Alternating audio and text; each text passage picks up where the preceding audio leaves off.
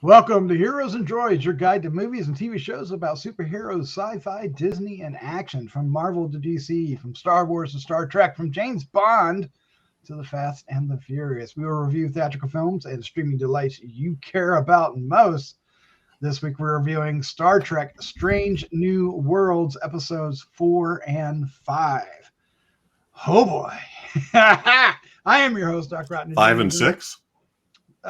Are we not doing 5 and 6? Yeah, you said 4 and 5. Did I? Did I really? No, 5 and 6. Don't listen to me. Listen to me. 5 and 6. I'm your host, Doc Rotten. Join me tonight on my crew. Starting off with the one and only Chad Hunt. Chad, how you doing, sir? I am great. I love your shirt. Thank you, sir. I love it too. I love all things Ghost Rider. Ghost Rider. That's the Mike Pluke cover from way back when, right? Yeah, it is. All right. The penultimate Ghost Rider artist. Yes. Name the issue and the issue number, or the comic book and the issue number. Marvel premiere. Spotlight. Spotlight.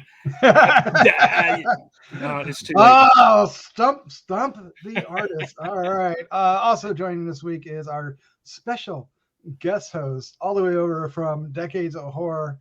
Everything is the one and only Jeff Moore. How you doing, Jeff? I'm great. I'm ready for some hijinks. High jinks, low jinks, and middle jinks as well. All kinds of jinks. All kinds of jinks. Just jinks across the board. You, sir, are a Trekkie. Or are you just a Trek fan?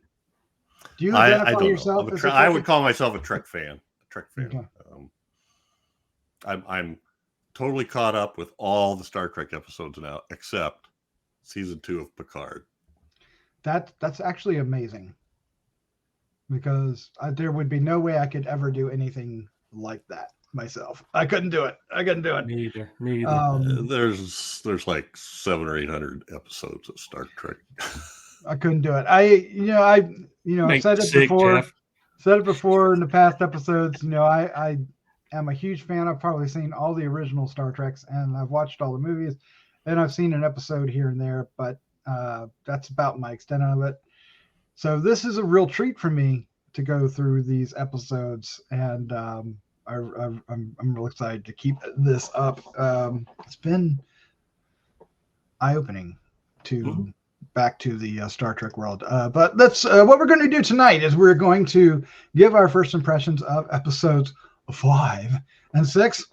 And then we're going to get into a discussion about the 2 episodes, and then we'll wrap things up with our final thoughts on each one, our score for each one, and our favorite scene from each one, and all that goodness. And we hope you enjoy not only this review, but many others that we have on the site. So check them out and let us know what you think in the comments down below. And of course, if you like what you see, hit the subscribe button, the like button, share with a friend. Right? Yeah. Let's take a look at the cards, shall we? Star Trek Strange New Worlds 2022 on Paramount Plus. Season 1, Episode 5, Spock Amok, aired June 2nd. And Episode 6, Lift Us Where Suffering Cannot Reach. I keep wanting to say something entirely different, which is a song, so forgive me. That aired June 9th. The directors are Rachel Lederman for Episode 5 and Andy Armaganian. Mm-hmm. Sure. Armagian. Yes, I think Armaganian is right. Episode 6. That's correct. Yes, written by Akiva Goldsman and Alex Kurtzman. Of course, it's showrun by Alex Kurtzman. It's based on Star Trek by the one and only Gene Roddenberry. The cast includes Anson Mount, Ethan Peck, and a whole bunch of others, including Rebecca Romaine. I'm not going to go through them all again. Synopsis: a personal visit causes a comedy of errors during Spock and Pike's crucial negotiations with an unusual alien species. And on this next episode, a threat to an idyllic planet reunites Captain Pike with a long-lost love of his life. To protect her and the scientific holy child from conspiracy, Pike offers his help and is forced to face unresolved feelings of his past. Might be slight misdirect there. We'll get to that. All right, let's find out what our first impressions are. Jeff, sir, start us off. Well, a lot of the episodes we've seen so far, episode 5, Spock Amok, is the comic relief episode. And they did a great job. I was laughing out loud. Frequently, there's several different subplots going on. So I enjoyed this a lot. There's also a throwback to an original Star Trek episode in the opening scene. And then it's just fun. It's just a lot of fun. I mean, you've got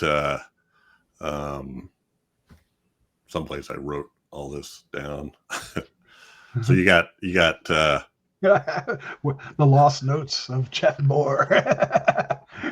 Well, there was Spock and T'Pring, and then Nurse Chapel has a thing going on, and then there's also a thing with number 1 and La'an that's pretty fun. So Enterprise bingo. I enjoyed the heck out of it.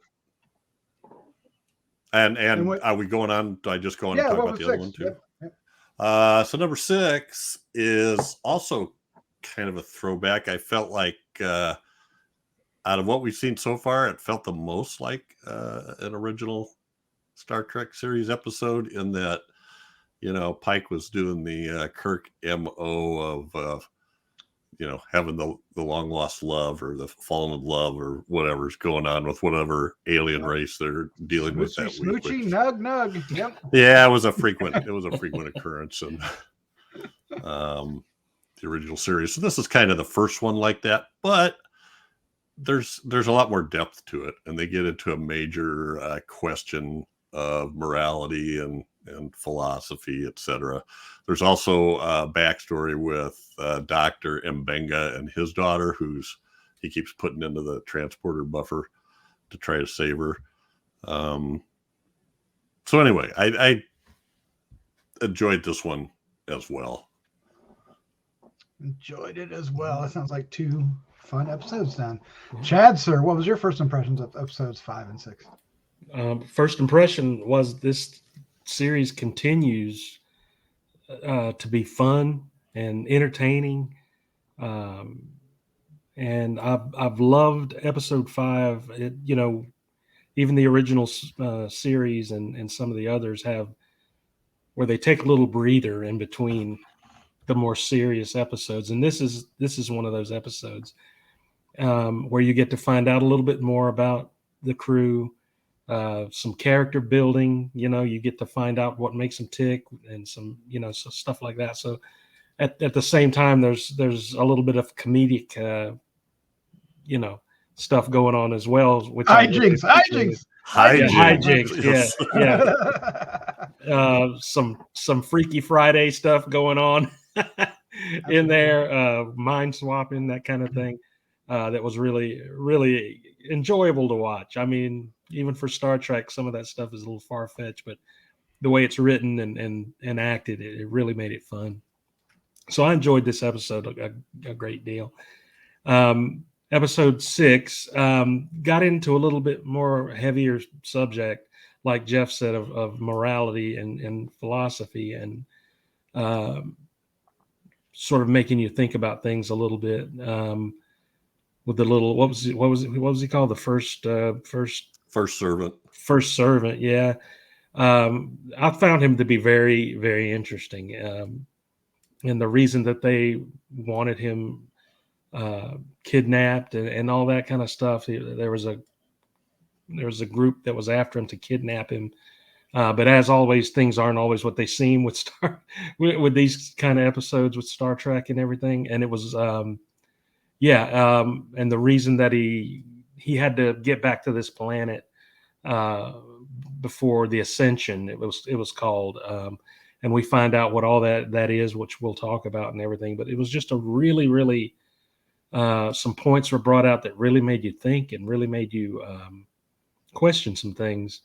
So I enjoyed both of these. Again, this continues to be a very, very enjoyable episode. So.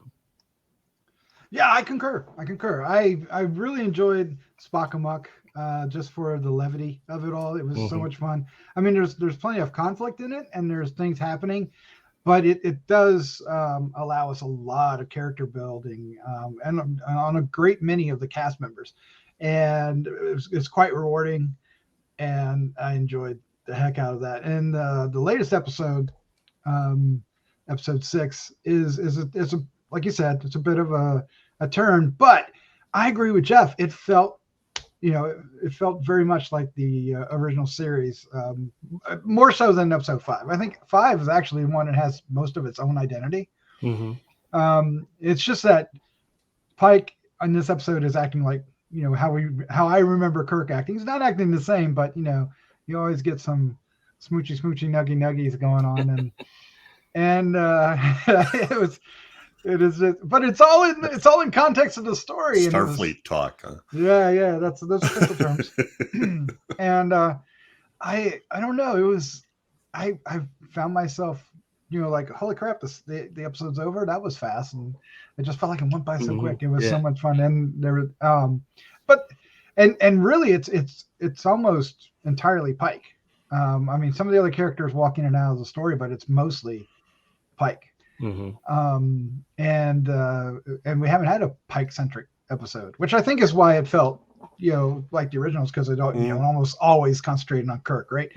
So I enjoyed both for very entirely different reasons, and like I said earlier, I can't believe how much I am enjoying watching Star Trek as a huge Star Wars fan. Star Trek isn't usually on my radar, but oh man, I'm down for this entire series. Yeah, me too. Absolutely. Continues to be excellent. All right, so let's get into the story beats of episode 5 for a bit. And like we said, there's basically 3 subplots going on. There's a couple more, but 3 subplots all at one time, right? Spock, of course, Spock Amok is the main one, even though I don't know. I looking back in my head, I feel like all 3 of them got the same amount of airtime. It felt like it. Yeah. Right. Each story was pretty well contained and got plenty of. Yeah, and the one with Nurse Chapel kind of crossed over into the Spock one. Yeah, they overlapped, and that helped, right? Yeah.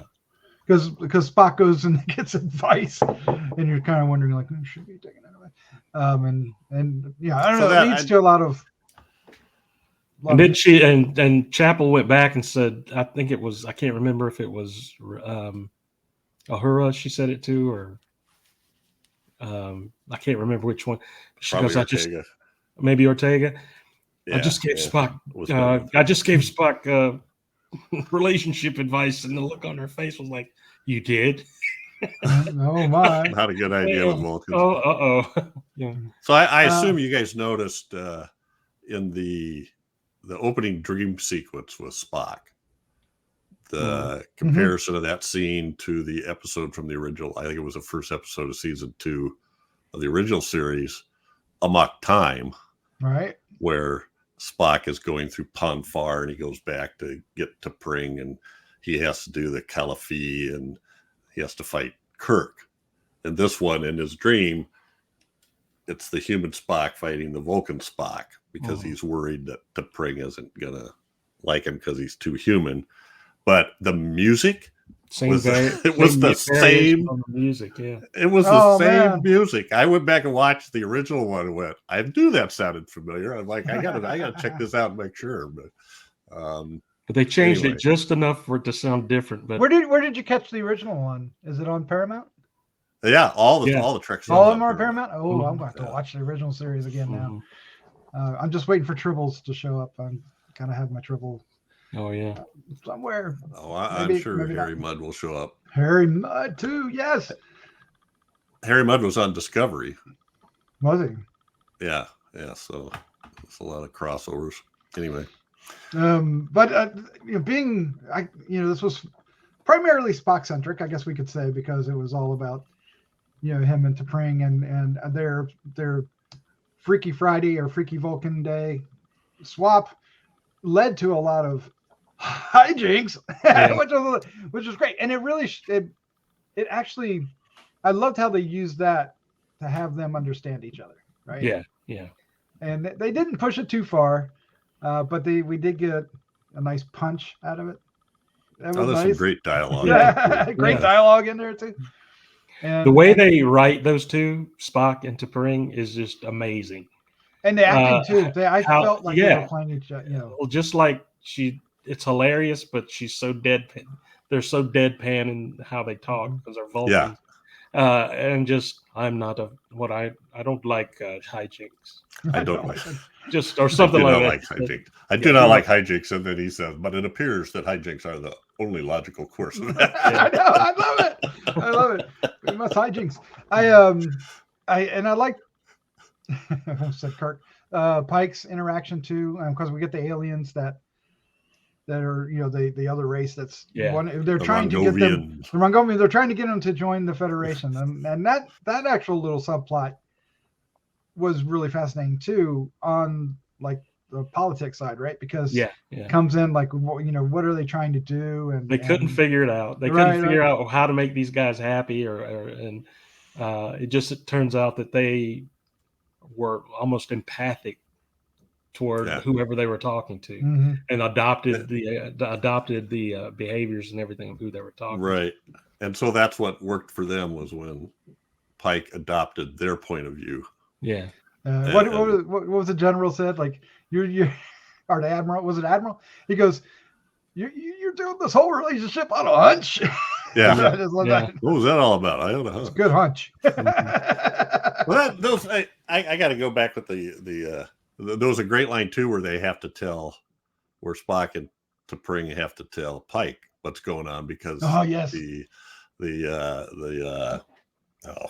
darn it, the diplomats have requested Spock only, and who is going to be T'Pring in Spock's body, and they tell Pike, and Pike goes, "Get out of town."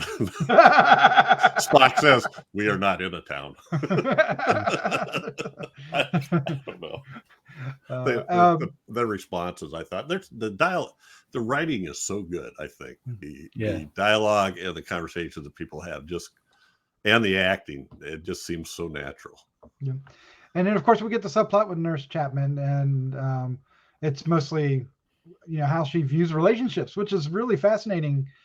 From if the person you're having a relationship isn't on the actual ship, how do you have a relationship? You're gone for so long, right? But I think probably there's a little subtle hint toward the end of her arc that leads us to believe a certain something. Would you guys agree with whether or not it have to do with her redhead companion? Yeah, or whether. Yeah, I don't know. It's delicate. How do I put it? Whether was it Ortega? Is that her name? Yeah. Whether Ortega's she's the helmsman. Yeah, whether she's on the list or not, because there's some flirting going on. So I really liked how they handled that and how they did that. And I thought very subtle, but very subtle. But at the same time, it just gives you insight on her character. Didn't have to hit us over the head. Yeah. Which I was trying to do and did a horrible job trying not to hit over that. But then the other arc is totally on its own with number one and what's the Leon. Security officer Leon. Yeah, and they discover that what are they called, the Enterprise Bingo. Enterprise Bingo, right. Well, first it starts with they find out that the whole crew refers to number one as the place where fun goes to die. Yeah, that's right. I like the way they tell her and they say energize. They get that guy out there. But what is it? What are the lowest level of Star Trekians? What are they called? I like the ensigns and below. I think ensigns and below. Okay, yeah, ensigns. And all right, below. Because and they get caught doing one of their bingo things. Games. You got to go do. There's a list of things, and they got to go do them to get bingo. I guess. And that was a lot of fun. More like a scavenger hunt than well, bingo. But yeah, it is a scavenger hunt, but it's a little. Yeah, it is. But it was a blast, and it led to a really beautiful scene at the end of the show, I thought. And we'll get to all that, I guess, maybe. Well, we get a lot of their relationship together too, which I thought was pretty cool. Everything from who gets to be bad cop and the bad cop good cop thing to the whole the fun goes to die thing. Fun? They just don't have fun the same way. All right, so let's move on to episode 6, and we encounter they're doing basically a typical recon of a planet that they've been there before. They're just kind of going back through, right? And they find a ship in distress, and another little ship is attacking them, but then turns and attacks the Enterprise, but has like no effect. It's like, and I love what he says. He goes like an ant, yeah. Yeah, he goes, "What is it? The smallest dog has the loudest bark, or something like that." And they're like, "What?" That's just saying. So the biggest thing about this is Pike ends up knowing the person on the ship and has, from 10 years ago. Is that one of the episodes, or is this totally new from? I don't know. I think it's totally new. Totally new. Because I don't know how far Pike's story goes back. Because he saved her from a pulsar. Yeah, right. But the only time he was on the original series was when the pilot already been burned. Episode thing. Yeah, but what about wasn't he on Discovery? On Discovery, there's nothing like that on there. Okay. I don't believe. I should double check that actress, but I don't recall something like that in there. So it leads some shenanigans. We'll call this one shenanigans. But it also really gets into like the moral issue. So Jeff, what is that moral issue that we have to my God, wrestle with? So they somehow or another, and this isn't totally explained except the creators, their planet is like a sea of lava, but somehow or another they get the power to terraform the planet and keep everything nice and Eden-like, because they have to every year they have to take a kid who's called the first servant, and he ascends to the throne, which is actually, this electromagic chair that they hook up to his brain. Yes. and he's, and then we see what the one that he's replacing looks like, which is like a mummy, mummified or something, So this whole planet runs off this kid, and it's painful, and he suffers while doing that. So this whole planet runs off this, and they make a big deal about it that it's, what's their mantra is science, service, and sacrifice. And so so the kid is known as a first servant. He's got a protector, and the kid is all about it. I'm going to save my planet. We have to get there, and blah, blah, blah. But then, anyway, and when Pike finally figures that out, he is absolutely horrified, as anybody would be, and she's talking to this kid like, and you freely make this sacrifice to save your fellow, Magellans. And yes, I do. Pike's just totally freaking out. So yeah, and that's the way their civilization runs, and they're not a part of the Federation, so there's nothing they can do about it. Nothing they can do about it. And it kind of raises the question is like, how much onto something like this, like, this, do you impose your morals on, right? Right. Because if you do, you destroy their planet, and that also goes against what you're doing, right? So what do you do? It's well, she told Pike, that does not the Federation benefit from the deaths of others? Don't others die in the service of the Federation? And well, she talks about kids who starve and people that don't do anything about it and stuff like that, which is totally different, I think. Well, so in this case, it's like this one kid, because this one kid makes a sacrifice, nobody else. It provides ample food and everything. Nobody's homeless. Nobody's poverty. Nobody's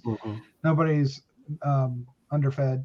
So it's not too big of a twist from if you went back to like other how do I want to say this?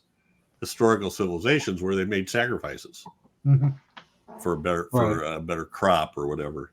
And we would think of that as being barbaric. Right. Yeah. Right. So, but in this case, it wasn't. I mean, it actually highly civilized. Yeah, and it actually did save them. But it is even the first servant kid though. When he got a good look at the kid that was in there before him, and he was like, he was shocked too.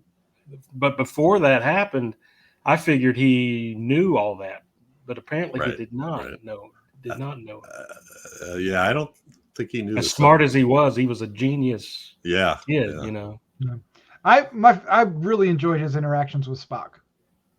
I thought that was so interesting. I mean, it was all set up for one little bit, but at the same time, it was like that this little kid was, in essence, so much smarter than Spock was. That's just really it's kind of interesting too that this civilization is extremely advanced medically too, apparently. But you have to be part of their civilization. They won't share outside their own selves, right? So there's a lot going on in this. It's really thick, but at the same time, it was so well done, so well written, told well, and the direction, the special effects. I was actually marveling at the special effects at the beginning when, like, the Enterprise shows up over top those two ships, and it's just like the scale. I was like, wow, okay, that's how you want to see the Enterprise, right? It just looked so wonderful. Well, it was another thing that kind of hit me was how there's sort of a backstory of Cadet Uhura is going through her security force training with Lan, and she's supposed to be firing at the ship, and they tell her to aim for the weapons. Can you hit just the weapons? Yeah, I could do that. And she ends up blowing the ship up, and I mean, I know the ship attacked them, even though it was totally ineffective. They don't seem to lose too much grief over that. Oops. When they do go down and find the ship, everybody's transported off apparently. So it wasn't a death dealing thing, but it seemed a little casual. Well, they did make a point in saying that it moved into the fire. It chose to do that. Well, they fired on a Federation ship 3 times, so it was also a cool little plot point too of the father, who was the first servant's biological father, father, but he was also his doctor, and he sort of took care of him and everything.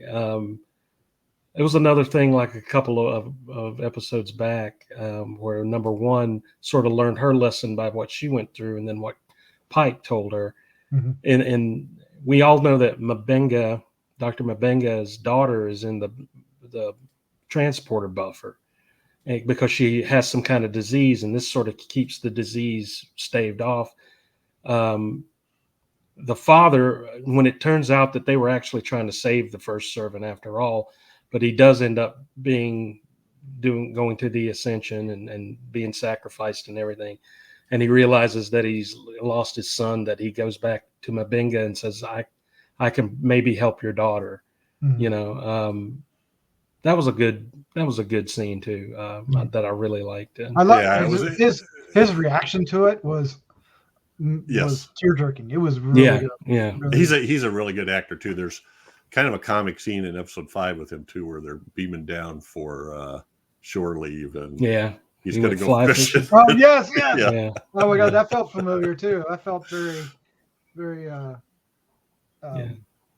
Who would that be? It would be. I'm trying to think. It felt like one of the originals. It felt like something McCoy would do. It really did. It really did feel like something McCoy would go fishing. Yeah. I'm just an old country doctor, Jim. Yeah. Well, all right. Well, go ahead. Yeah, never mind. Okay, I was going to say, let's go ahead and wrap this up. Let's give our final thoughts on each episode, our score 1 to 5, and our favorite scene. Jeff Morriser, you are up first. Oh, good. I get a pick first. Yes, you do. I'm giving for episode 5, Spock Amok. This is I thought it was really funny. I mean, this wasn't just like sort of smile humorous. I was laughing out loud at the dialogue and the way that Spock and T'Pring were acting, and some of the stuff that was going on with number one and while they were recreating Enterprise Bingo. So I hate to do this. I've got to back off just for something that's phenomenal. So I'm going to go 4.5. And my favorite scene is going to be when T'Pring, who's really Spock, but it's T'Pring's body, punches out Marjan. Yes. The convict he's supposed to be picking up, So that was great. I could pick dozens of pieces of dialogue that were hilarious. I mean, well, I won't say the other one I was thinking of in case you guys do. So anyway, you gotta see it. Episode 6. Again, this is more of a philosophy one, and I did have a friend tell me that they were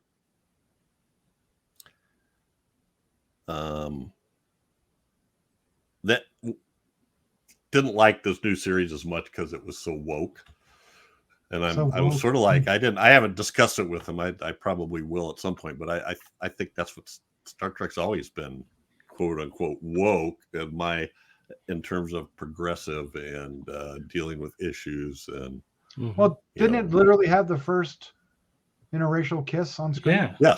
Yes. And I mean, they had that one episode with the two civilizations that were fighting, where the one guy they were both black and white, but one was black on Frank left side, Gorshin. and the other one was black on the right side. Wasn't that Frank Gorshin? Yeah, Frank Gorshin was one of them. Yeah. So I mean, there's all the way through them there are stuff like that. There's a lot of questions about anyway, I'm getting off topic. But there's a good moral issue in here. That's interesting. I mean, that's also kind of the when you sacrifice for the greater good. So anyway, I guess I'm going to give this one a 4.5 too. Nice. And I'm picking the one that you guys already mentioned it. You shouldn't let me go first. When the kid sees what's left of the first sermon. Oh yes. Because it was a you could see up until that point, he's Mr.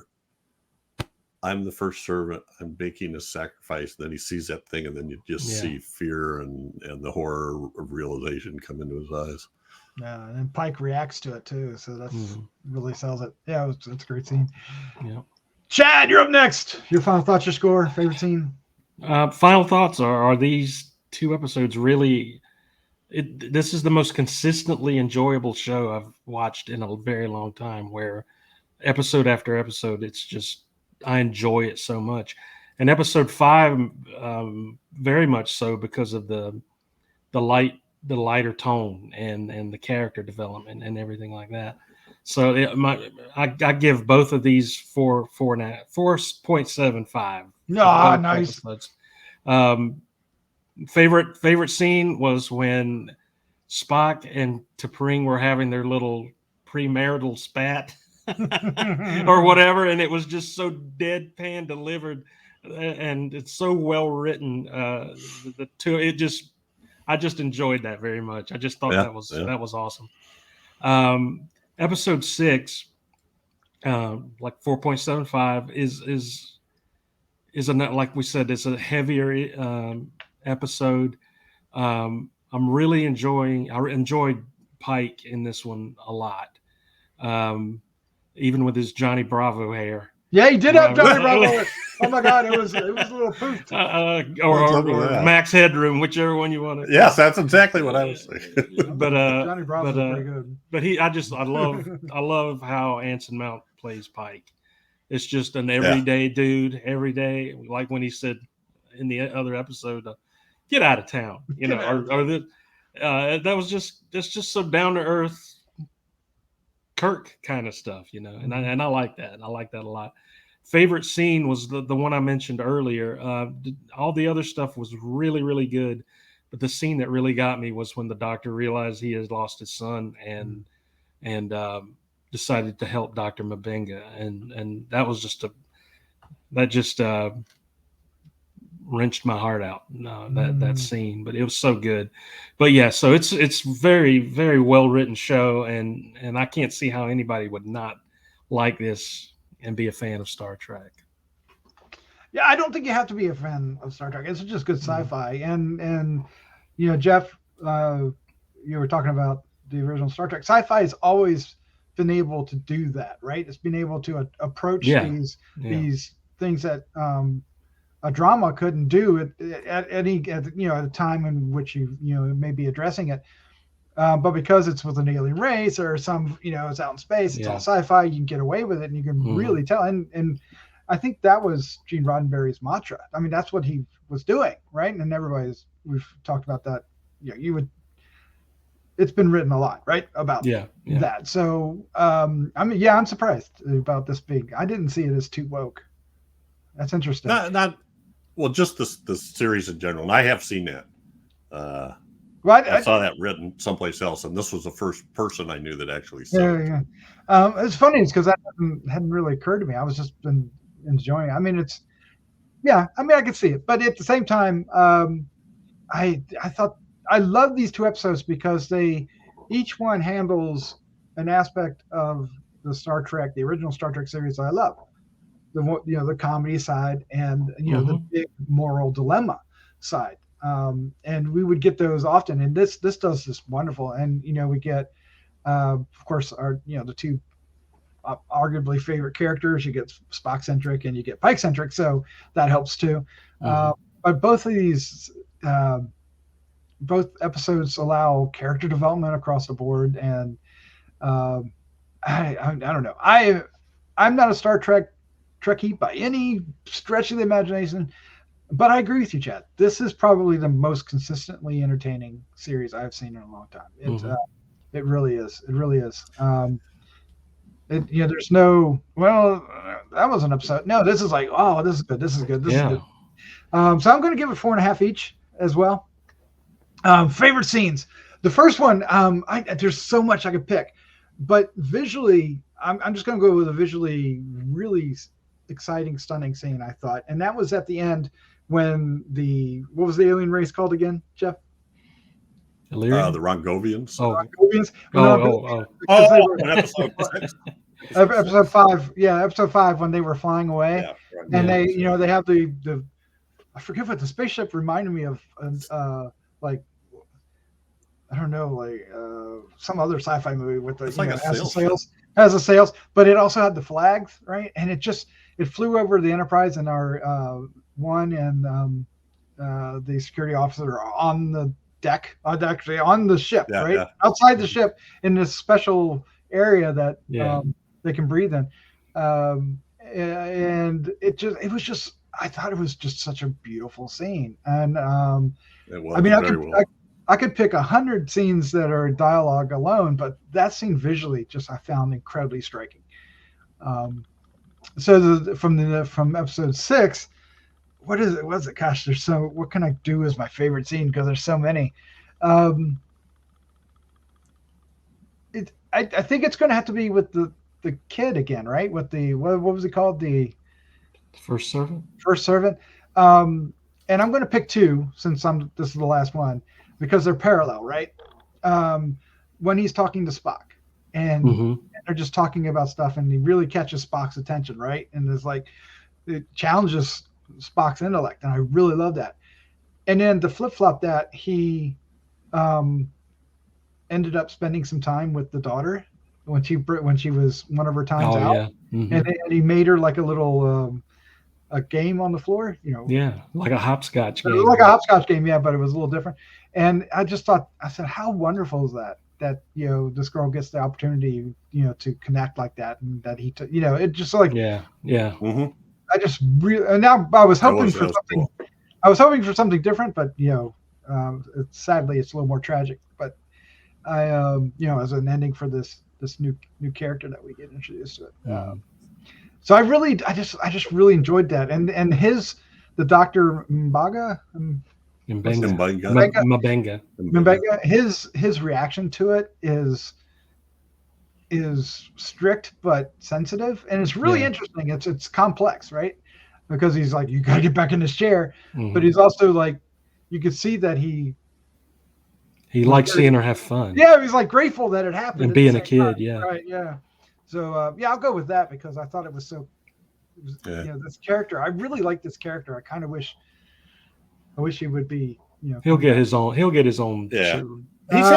But he's a good actor because every once in a while there's a line in there that I just love, like when he with the fishing hat, and then he like kind of blurts out about, oh, now I get the nickname or something like that, and then which is like, she doesn't know she has a nickname. Everybody gets mad at him, and then he gets kind of stuttering and embarrassed. And then in the sick bay when they switch back Spock into Pring,